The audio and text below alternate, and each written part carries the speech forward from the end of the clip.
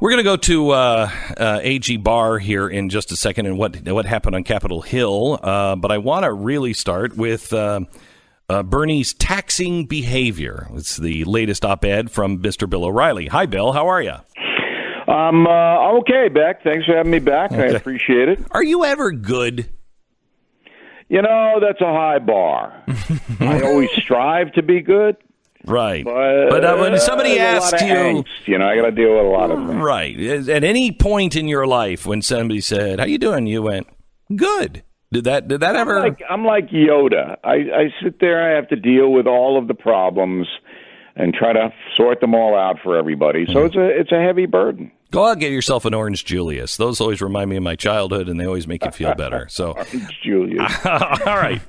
Talk to me about Bernie Sanders. All right. So the column is entitled Bernie's Taxing Situation, and because he's going to put out his taxes on Monday. But we already know that Bernie Sanders, the senator from Vermont, the socialist, is a millionaire twice over. All right? So he's got assets of about more than $2 million, according to himself. Okay, now you're not... He's got 3 homes. You're not against millionaires, no, clearly. Hey, I'm a capitalist. Right. I applaud Bernie. Correct. But Bernie's vision for the country is dangerous, so I must put Bernie's rhetoric in perspective with his actions, which is why I'm never good. Because I always have to think about these things. Right. All right? Okay. All right. So, Bernie's got 3 houses, all right? He's got a little condo in D.C., got a big lake house in Lake Champlain. Samuel D. would be very impressed with that spread. It's like $750,000. We don't really know where that is. Okay. All right. Then he's a millionaire because he sells books. Now, for me, I don't know why Bernie's not giving those books away. Because there's a lot of people that they can't spend $30 on a book. And they ought to kind of get a little book subsidy from Bernie, but no. But the big thing that I learned about Bernie Sanders is that in the last 2 years, he spent $340,000 on private jets. So now I sent my column to Alexandria Ocasio-Cortez in the hopes that somebody would read it to her. And I want to know about the Green New Deal and Bernie, because I think Bernie's Green New Deal is in his wallet. So can I ask you a question? Bernie Sanders has been... Show, you absolutely have that right. So Bernie Sanders has been in politics since 18... When did he start? 12. When did he get into politics? Do you know? Well, let me ask you this question. Bernie was a hippie in Brooklyn, right, and decided he didn't really want to work for a living, and this is true, and moved up to Vermont, where there are far more cows than people, and started to run for office, and he lost. He lost. I mean, he couldn't win. But then finally he became mayor of Burlington, Vermont, the largest city in the state. And then from there became a congressman. There's only one congressman in Vermont because they don't have any people. 2 senators, 1 congressman. All right. And then he's been on the government dole more than 20 years, I believe. I think it might be approaching 30. So he's a career politician. So where did he make the millions of dollars? Now, I know he said... The books. The books. So he Now, I believe that with you, Bill. Well, no, Beck. No, you don't. No, let me. And this is actually an excellent question that I'm glad you asked permission to ask. Excellent question. I know who's running the show here. Here's how Bernie amassed $2 million. Okay. Number one, his campaign contributions take care of every single expense the man has. He wants M&Ms, campaign expense. All right? I need energy to give my speech. Every expense is paid for by the donors to his campaign. Now, this is the second time he's run for president, and he's raised, I think, in excess of close to $100 million. Okay. So no expenses. Then he puts out books that his people, and there are Bernie people, apparently buy. But even if they didn't, he gets an advance on the book, which means that the publishing company pays him a significant amount of money. You add that to never paying for anything, and you can save a lot of money. And has he done well in investments? Because a lot of people really. I can't say. I mean, look, I don't have access to his portfolio. I don't have access to his tax returns. I'm happy he's giving them out on Monday. We take a look. What I do know is a few years ago, Bernie donated $8,000 to charity. $8,000. Now that'll get you on a private jet from Vermont to New Hampshire. Right?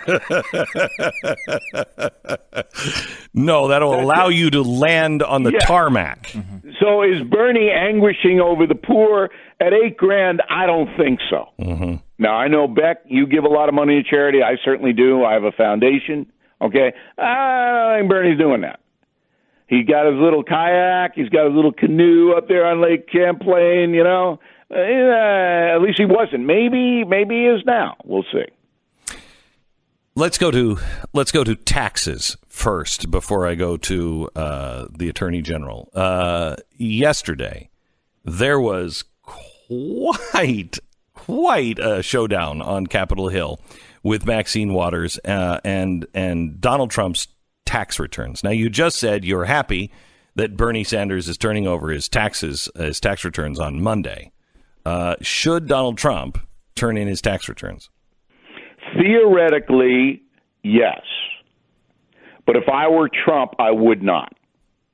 And here's why. As you know, I'm writing The United States of Trump, okay? Mm-hmm. A history book on Donald, his family, how he got where he is, there are only two people on earth that could have become president with his background, him and Oprah Winfrey. That's it. Two people on the planet. So the reason that Trump doesn't give out his tax returns is because they are very complicated. And they take into account depreciation on his real estate empire and all kinds of things that you can just twist and turn and make it look like the guy's a criminal. So it's a very complicated deal. He runs a very sophisticated real estate empire. He knows he puts out his tax return. This is going to be the main story for 3 months straight. It's like Romney. Same thing's going to happen. So that's why he doesn't do it. And if I were him, I wouldn't do it either. So I will tell you this. For his tax returns to examine it in an objective way or to explain it, they're looking at it to hurt him. Right. So that's why he doesn't do it. I will tell you that during the campaign, I thought he should have released them. And I thought he was not releasing them because I don't think he has the kind of money. His money is all borrowed money. It's all, he's very good at using other people's money to build things, and then he puts his name on things. And so his image is that he's, a multi-billionaire. He's very, very wealthy and may be a billionaire, but I don't think he's as rich as everybody thinks he does. And I think that's part of his mystique that he wouldn't want to let out. And I just wanted to see the tax returns because I thought people should know what he's doing. At this point, however, and I don't think this is a flip-flop because I, like you, think he should release them. But if I were him, I would not, only because Congress, Maxine Waters is going to give me a fair shake. I'm only feeding the beast.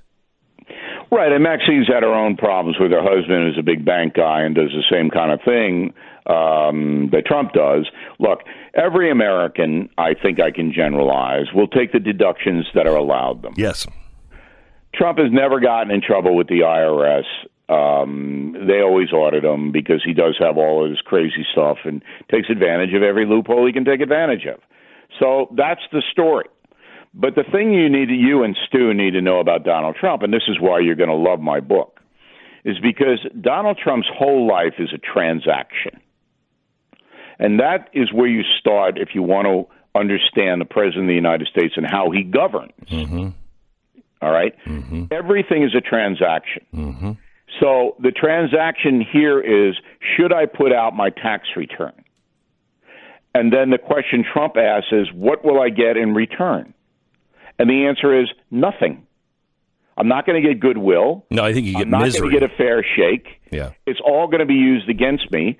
So that's a stupid transaction, and I'm not going to do it. Yes. And that's the way he thinks. Okay, I want to go to the Attorney General and what he said yesterday, see if you can break this down for us. Then I want to talk to you a little bit about Joe Biden and something that we did this week on the border, and somebody that you need to meet, Bill, coming up in just a second.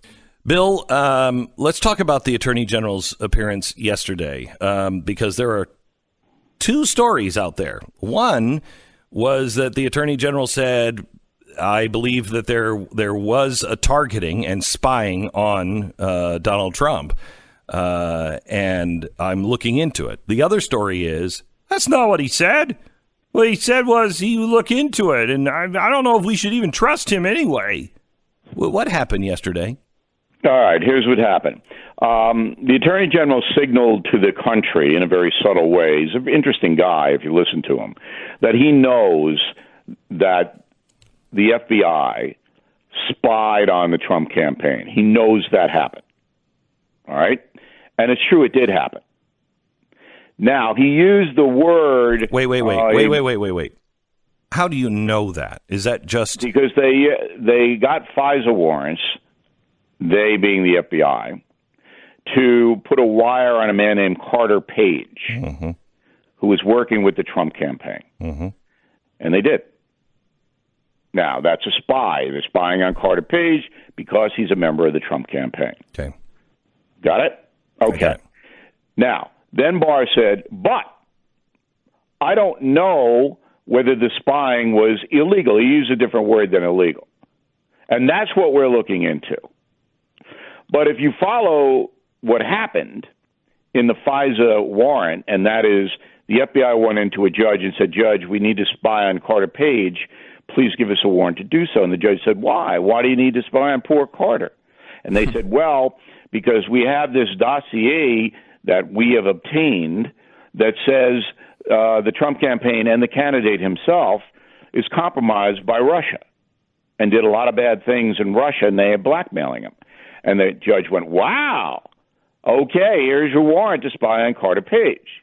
And we now know that dossier was phony, and it was paid for by the Clinton campaign.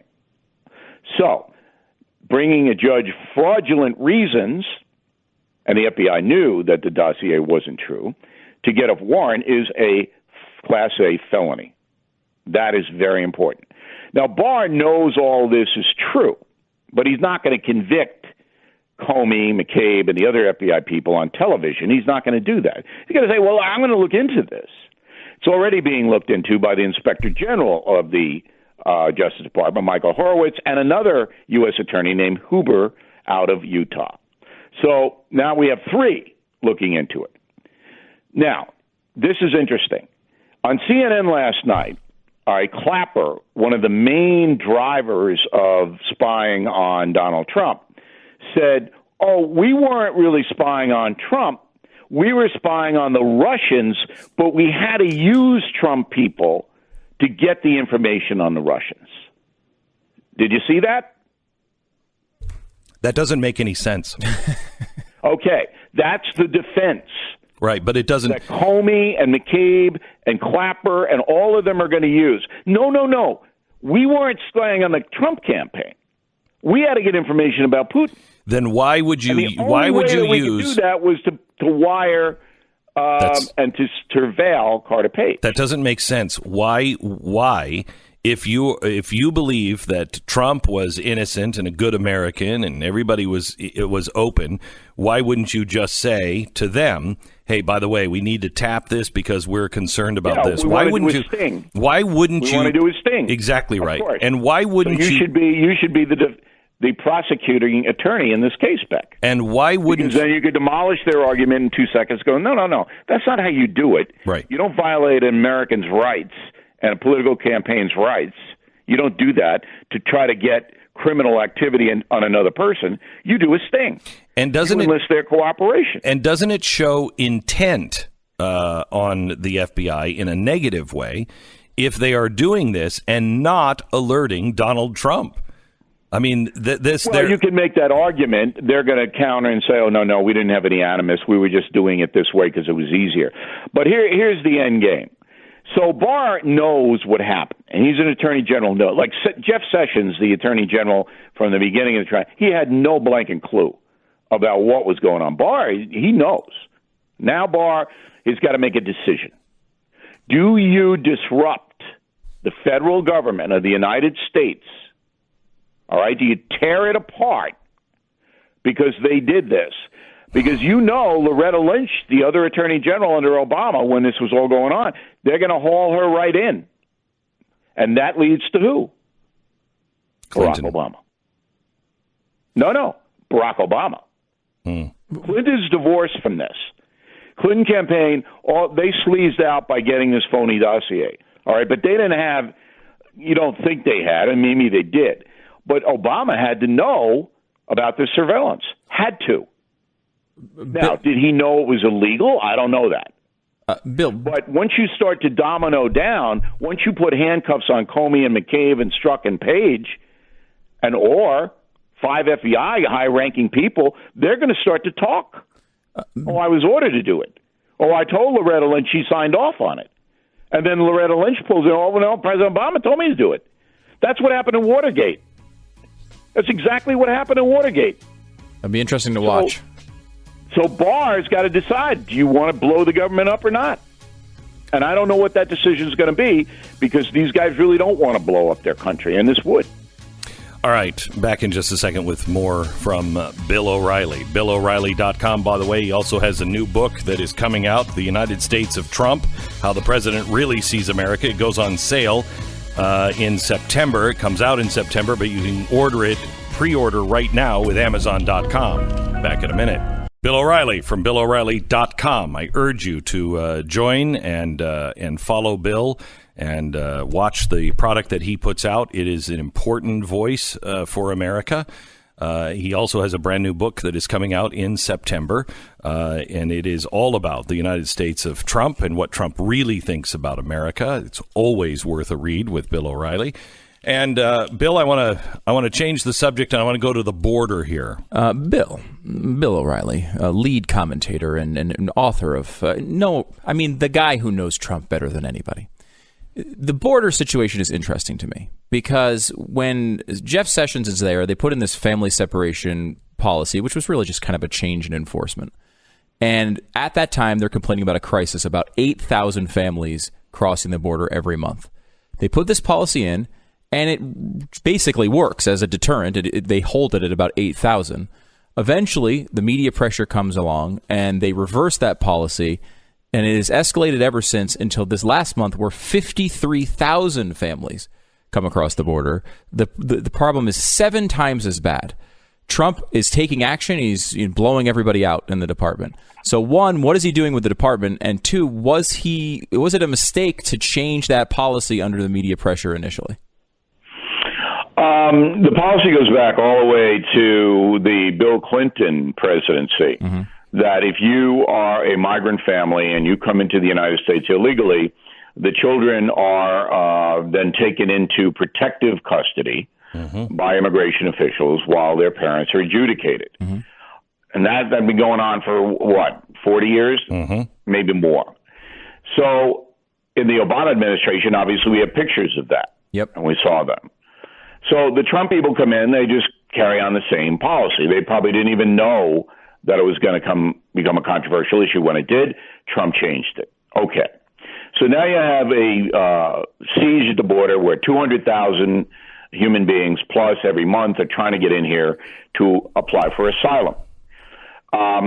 It's a con. Everybody knows it's a con. Beck appeared on Hannity and rightly said that the origins of this come from George Soros-funded groups that are based in Chicago. You may remember Bill O'Reilly.com broke that story about a year ago. I remember talking to you guys about it. Yeah, we talked about it. We talked about it too. What we talked about this the what is it, Casa de and where I can't remember what it's called, but the People Without Borders. People Without Borders. We talked about that. The People Without Borders are in Honduras, but the American so-called charities that funnel money to them are in Chicago. Correct. With a head base in D.C. Correct. And those names are listed on BillO'Reilly.com. I don't have them on top of my head. Yes. But anyway, all they did was basically get the word out on social media. If you put one foot in the United States, you can apply for asylum, and they'll let you go, and you can be in the country for 3-4 years. Mm-hmm. You can work, send money back to mom and dad in Tegucigalpa. That's how it started. Now it's out of control. So what I would do if I were President Trump is suspend all asylum applications for 90 days at least. Mm-hmm. And so we have to get this under control. We don't have enough facilities down there. We don't have enough judges. And we're going to not take any asylum applications by order of the president. He can do that. Now, immediately, the liberal judges in California would try to block it in the courts, but you have to go through that. But this is a big re-election issue now for President Trump. He's going to run on the economy. He's going to run on the border and illegal immigration. So he should do that and fight that way. Can we fight this battle, Bill, without actually going to the root of the problem? And the root of the problem is this is not a naturally occurring issue. This is being well orchestrated and well planned. Pardon me? It's like drug dealing. It's the same thing. It's run by the same people. Right, and you can't the cartels. They charge the family $5,000-$6,000. They school the family on what to do. They get them to the border.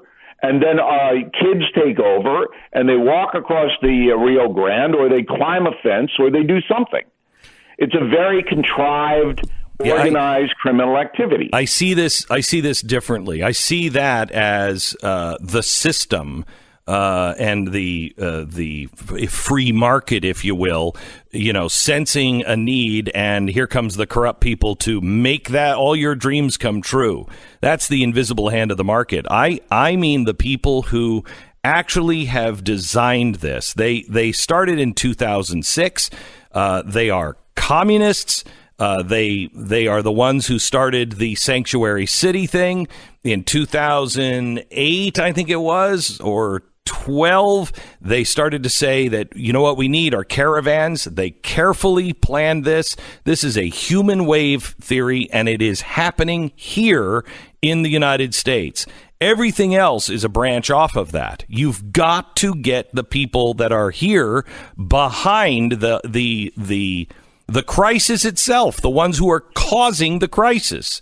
You can't charge them with anything because there's no violation of U.S. law by giving money to organizations like People Without Borders. That's perfectly legal. So it'd be very hard to make a RICO case that you could try against these so-called charities who are doing it. But you're right, they're doing it for a political reason. Yes. It's the same thing that happened in Europe with the flood of North Africans and Middle Eastern people. Yes. And the governments of Austria and Poland and the Czech Republic basically put up huge fences. Yes. And were backed up by military. And they were nobody's coming in here. And they were called haters, and they're the only ones. They're the only countries that are not being destabilized now internally by all of those North African immigrants. The federal government under President Trump has got to have the barrier, the wall, and the military. The military's already there. Now he's saying he's going to bring more down. But you have to get the asylum law changed. It has to be changed because they found a loophole in the illegal immigration system whereby if you put one foot on U.S. soil, you're entitled to the whole Megillah of applying for asylum, and they can't get to you for 4 years. How is Megillah not word of the day? How is Megillah not word of the day? How do you get through that sentence? Is mythical creature who has a goatee and kind of blonde hair and lives in Dallas. I used to watch Magilla Gorilla. Is that any relation? Of course. Yeah, it's a mythical creature. Okay, all right. I mean, but Bill, have you seen any reporting on these? Because I'm amazed. We see lots of reporting on Venezuela, right? That there's at least some that shows how bad it is there. I have not seen the equivalent reporting from Honduras or any of these countries that supposedly are having these huge problems that need new asylum requests. Well, I mean, I don't know what you want. It's been going on down there since the conquistadors. It's ugly, but it's not any more ugly than it's been. I mean, Central America has been a center of poverty forever because of the systems are corrupt. I mean, my local newspaper, Newsday, which is like reading the ravings of a 5-year-old. All right, so we have to solve the problems in El Salvador, Guatemala, and yeah, okay, fine. You know, it's just if you go there, and I've been there. I covered the Salvadoran War in the '80s. I know what it is. All right. It's corrupt all across the board, and the poor people don't have anything. And if I lived in Honduras, I'd try to come to the United States too. I have to be honest. I would try to come here with my family too, because living down there is horrible. But what are you going to do? You can't change it from El Norte. We can't change it. All right. Bill, how many books have I helped you sell? Many, many over the years, Beck. Right, and Killing the SS is still in the marketplace. So what's your... I know you like that book. I do. With the focus on Israel and the new election. So what you're saying is you owe me a favor. Well, Beck, you know, I accept. I'm in business to help you. I accept. But I think coming on your program every week is not exactly charity. I mean, that's a pretty good deal, right. Here's the favor that I'm going to call in a chip, okay? I want you to interview somebody, and I don't think this is a big favor to ask, because once you know the story, it's an unbelievable story. There is a guy, he's a liberal journalist. Okay, his name is Blake Harris. He was known as writing one of the best books of the year, according to Publishers Weekly and everything else. He wrote Console Wars. He's a tech guy. He's a Silicon Valley guy. He starts writing this story about Oculus and this great American story about this 19-year-old kid living in a trailer, you know, finally figuring out VR and doing what nobody else could do. He sells Oculus to Facebook for $2 billion. He is working with Zuckerberg on Facebook until the election. The election happens. He says that he's going to vote for Donald Trump. He gives a $10,000 donation anonymously to this company that's going to put billboards around the country. And all of a sudden, that anonymous donation is outed, and he is blamed for all of the memes. The worst memes that you see on the internet are all coming from him. It's this Facebook Oculus guy. And everyone reports that he's the worst human being in the world. Then Mark Zuckerberg, the guy wants to, Lucky Palmer is his name. He wants to set the record straight. He says, I'm going to release this statement. Zuckerberg says, no, you're not. You're going to release this one, which says, I'm not voting for Donald Trump. I never liked Donald Trump. I'm going to vote for Gary Johnson, which is not what he was going to do. He took it because he wanted to save his job, and he was like, everybody around him said, you can sue Zuck, but you're gonna be tied up in courts forever. He made the wrong choice. Time goes on. He's fired from Zuckerberg. He's left to go and pursue other adventures. The guy is destroyed. His life is absolutely destroyed. Blake Harris is given full access to him and to Zuckerberg and all of Facebook because Blake's writing this story about Oculus before the election. And then he sees all of this start to shake out.